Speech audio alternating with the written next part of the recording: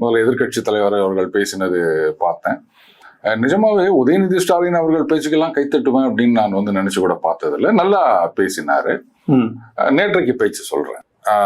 அதுல அவர் என்ன சொல்லியிருந்தாரு, இந்த பசங்கள்லாம் மழை பெய்யும் போது இந்த டிவி ஆன் பண்ணி ஸ்கூல் இருக்குதா இல்லையான்னு தெரிஞ்சுப்பாங்க. இன்னைக்கு டிவி ஆன் பண்ணா ஆவலை அப்படின்னு சொன்னா ஸ்கூல் லீவுன்னு தெரிஞ்சுக்கிறாங்க. கரண்ட் இல்லாம பசங்களுக்கு லீவ் விட்டது இதுதான் முத தடவை அப்படின்னு சொல்லியிருந்தாரு.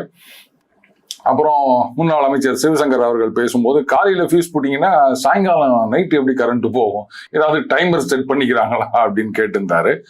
இதெல்லாம் வந்து சரியான கேள்விகள் தான். அதை விட உதயநிதி ஸ்டாலின் அவர்கள் கேட்டார் பாருங்க ஒரு கேள்வி.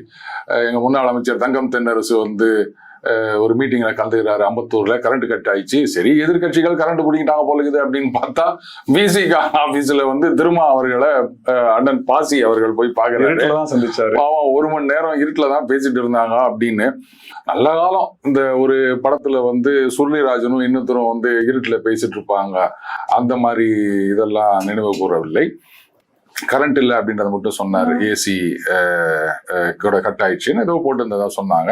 எல்லாத்துக்கும் மேல அவங்களுடைய கட்சி ஹெட் குவார்டர்ஸ்லயே கரண்ட் போயிடுச்சு அப்படின்னாரு. நல்லா இருந்தது இதெல்லாம்.